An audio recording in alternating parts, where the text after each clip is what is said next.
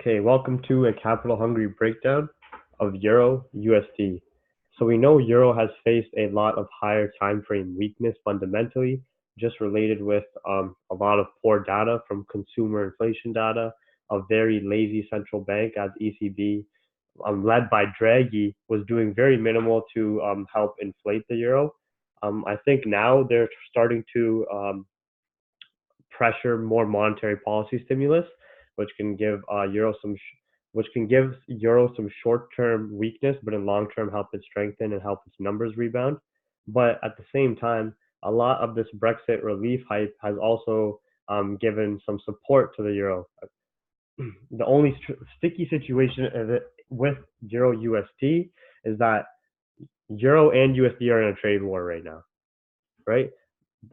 People are forgetting about that or not focusing on everything that's going on geopolitically right now. Like, for example, there's still a lot of active tensions going on in the Middle East, right?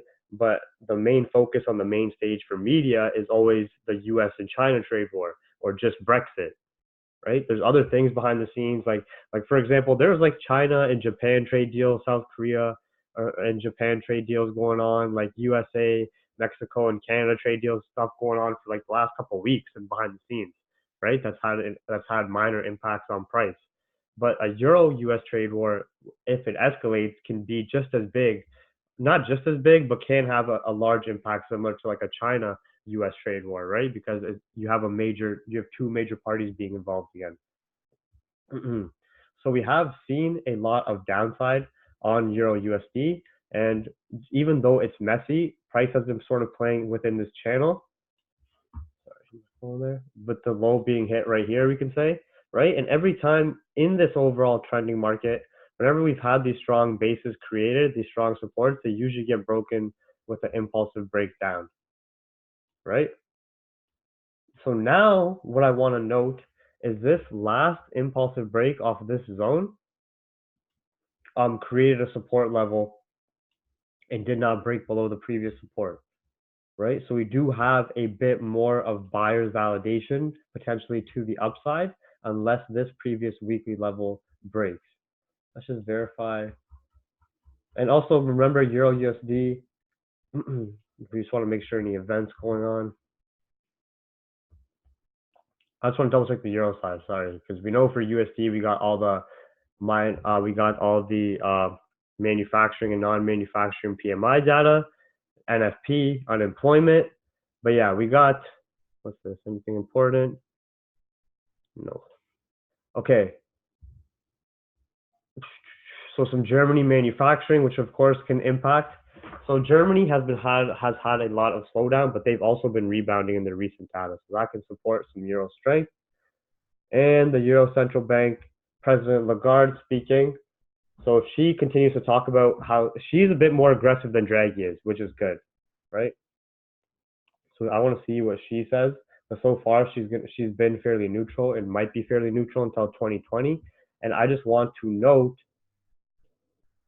that when we start looking at the technical zones, that we had a respect to this demand level and support created here, like we've had many times before. So I don't want to get faked out, is what I'm saying, for upside, and we get a huge impulsive break. I just want to watch the current weekly close levels we're at and justify this bullish momentum, right? Because like many times before, you have where price peaks a low, it comes back to test the previous high, you get this little rally point, and then it continues down. Like for another example here, right? It comes back to retest the previous broken zone, then continues down even deeper. So right now we've had that support created, that retest of that previous broken zone, and so far we're at this sort of point here, right? We are already at a decision point on the higher time frame, which is really good to note this pair. So that's why it's good that you noted it out to look at, and we're looking at it now. The weekly has a very minimal lower wick. This weekly previous closed bearish and did leave a bearish wick, which is telling me just the fact that we have that wick created, we could see a partial of that wick filled in the long term. But do not take away from the fact that this could turn to bullish market structure with continued euro strength if the ECB President Lagarde, when she speaks, is neutral, if Germany data rebounds, and if US sees weak data, which we want US weak data to support gold buys as well, right? And of course, we have continued Brexit optimism points, which support both the euro and the British sterling. Okay. Technically, we also have price remaining at this solid level. I'll just use a straight line just to highlight that for 3 weeks now, right? So this is the current decision point, 1.105, 1.10, 1.101, we'll say. We'll say this is a nice little zone there. Let's just double check and look at the price action. Yeah, we'll say this is a nice zone because similar to how we saw on gold, this is the first piece of where we had a break of this zone. And if we get a retest or we stay above this level where we are now, if we get a retest, we should see at least a full correction of this previous impulsive break, right? And then you'd be watching the zones go from there. And of course, if we come back off this level and retest this previous high and these candle bodies, that's showing me we're no longer gonna, even if this weekly candle to me closed above these 2 weekly levels, these 2 weeks where price rejected that range and came down, right? Even if we close above that, it's showing me that this is actually turning to a higher time frame reversal point, right? And we can start seeing something like this happen.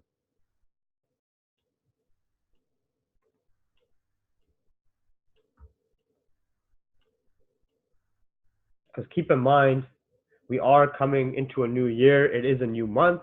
That's a good reminder for myself.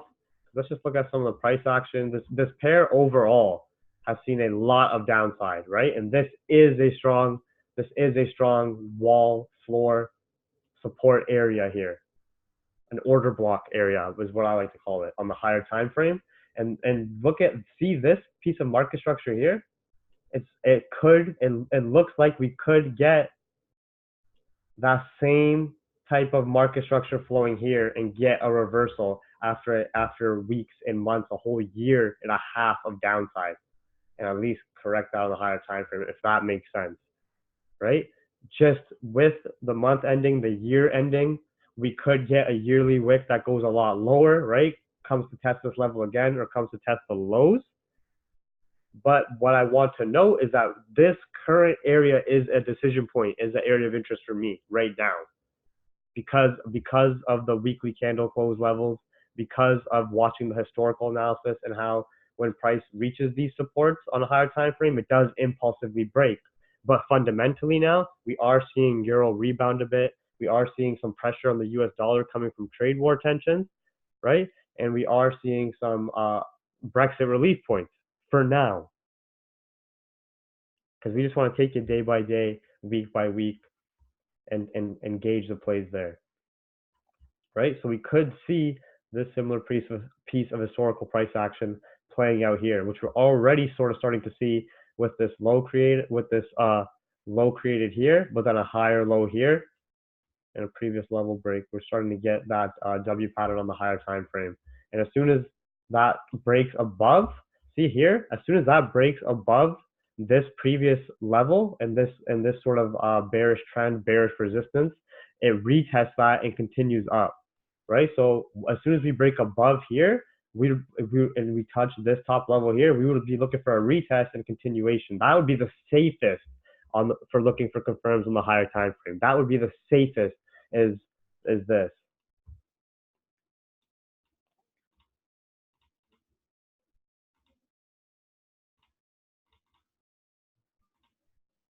So we have this.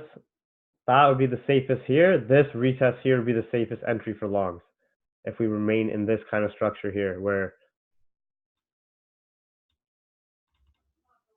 here you did a couple more retests, right? Did an extra one, but see how here, and then it did that retest, even retested there, then it continued up. As soon as it broke above that resistance area and sellers area on the higher time frame.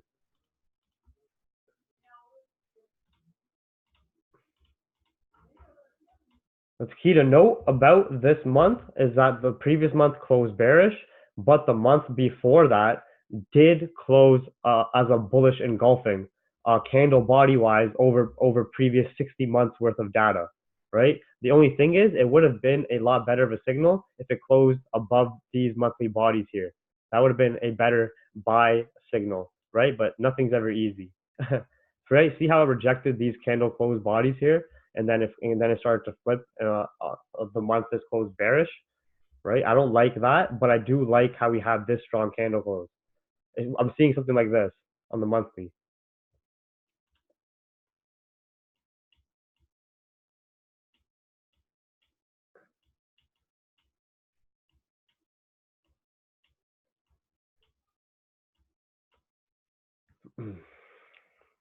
If that makes sense, when I'm looking at the monthly and the new monthly candle, if we can get a wick created maybe to that previous body, to that weekly zone we're looking at, right? A bit deeper here possibly, those levels. A break below here, it's over because then it's in that, and a break I mean by a candle body close on the higher time frame, daily, even 4-hour candle closes below these levels and showing a lot of seller's pressure. It negates the price action, the market structure, and most likely the fundamentals at that time will show a lot of euro weakness and continued USD strength, right?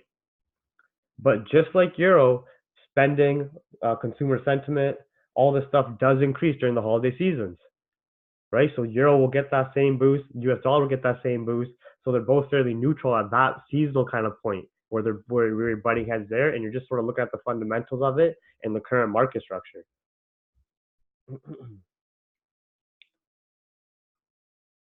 Right?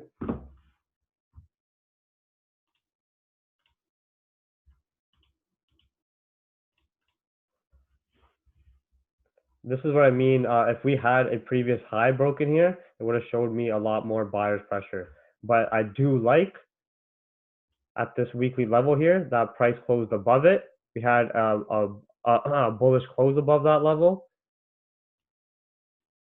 We are respecting some new structure. This almost, if these candles close below this level, then I would have saw a lot more seller's pressure, right? So this is the key area I'm watching here.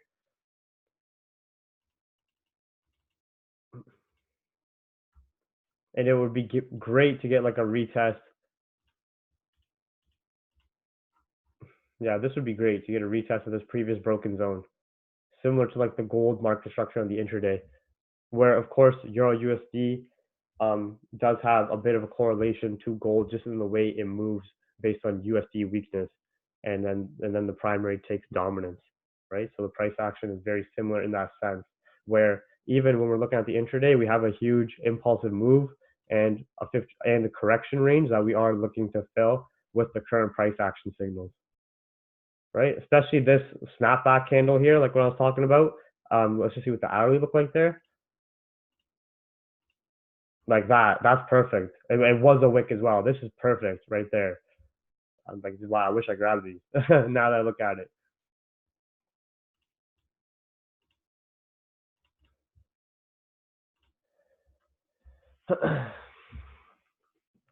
Yeah, I see a nice rally coming, bro. When I'm looking at this market structure and price action, this current. Thank you for calling this pair out to do analysis on it.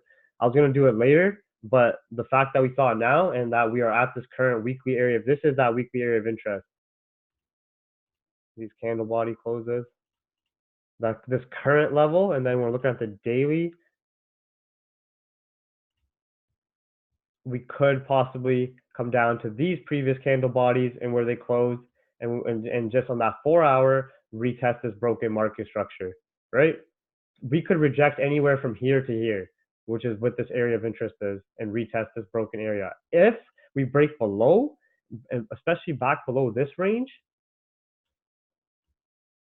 we could see continued downside, of course, and we're going to be watching what, and that could come from further Brexit tensions, further Brexit uncertainties, and USD strength, right? I don't think that either. I'm looking for really to price stay above this range here. Those previous daily body closes, this weekly hard level. If you want to be safe and price does retest here, and you don't want to risk an entry there, just wait for price to break above here. Once you have this retest completed, price failed, because these are how your confirms build up. Once you have price retest this piece of previous broken market structure, retest this weekly level, which we highlighted has historical strength for based on last week's, right? 4 weeks worth of data, 60 days worth of price. So take that in and understand that, right? You have to confirm that price cannot break back into bear structure. The bullish structure is still standing. You have price range back and break above this weekly level, right? This would be a safe entry for a break, like a break and retest of this area, and you know you have a safe range back up for a full correction just on an intraday perspective, right? As soon as you break above these areas, man, you're swinging it, right?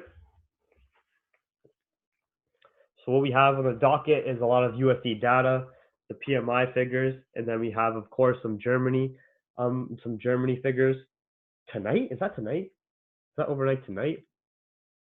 That's tonight. Yeah, that'll be like at 3:55 a.m. Eastern.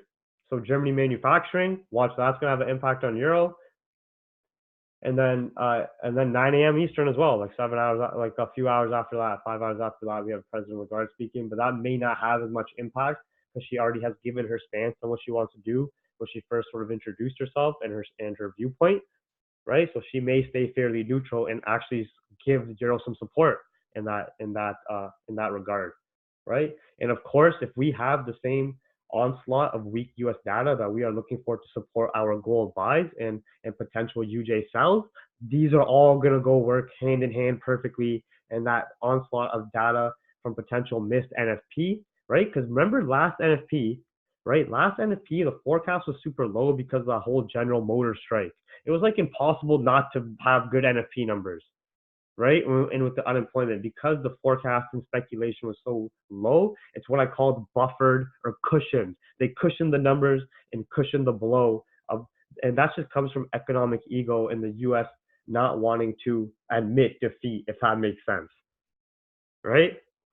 It's just like they cushion the blow of poor data to make it quote unquote seem like it's good data, even though it was worse than previous, even though it's trending poorly, jobs are doing worse. So now if we have a regular forecasted NFP and it's a continued miss, plus, yeah, this week is gonna be crazy. Plus, ADP indicator on Wednesday, of course, the US ADP indicator is the private reading, right? That comes from the private company ADP, which just does logistics for private non-farm payroll, right? They do that just for themselves, but economists and investors look at that number as a guide, right? Let me see.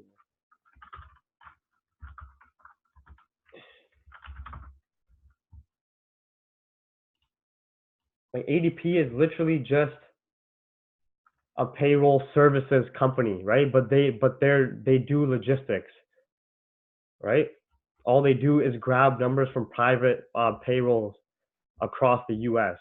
So this figure gives a potential hint to investors of what the overall NFP number can be, where this NFP number comes from like the U.S. Data Bureau.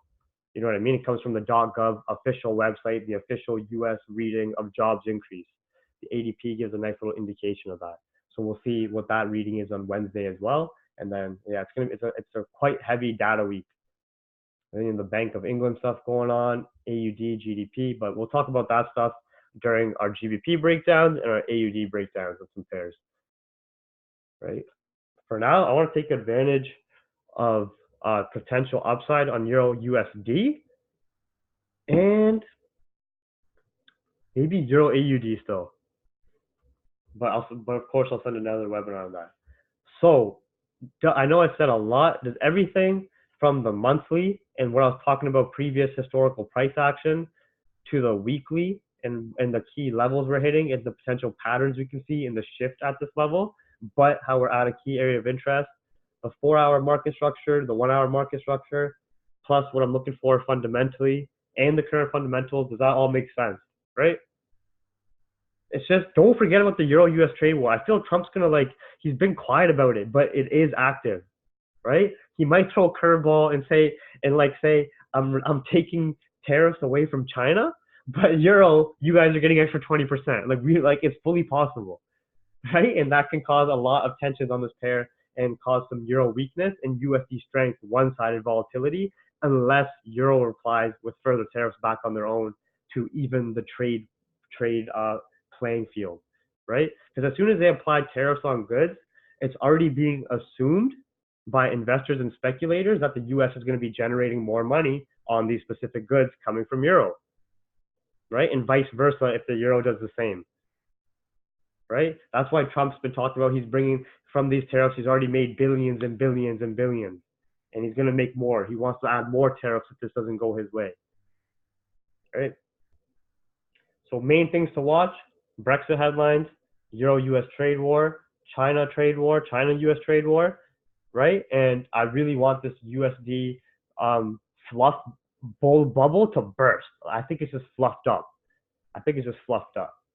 But we still are in that tricky situation of coming towards a year end, a decade end, right? And we have to see how the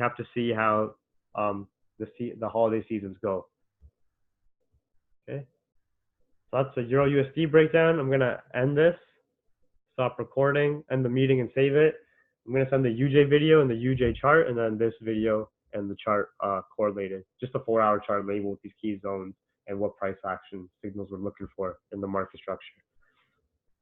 And then we'll see how stuff goes overnight. I'm gonna be awake tonight, so I'm gonna watch. We'll update this as the German data and the ECB president stuff comes out.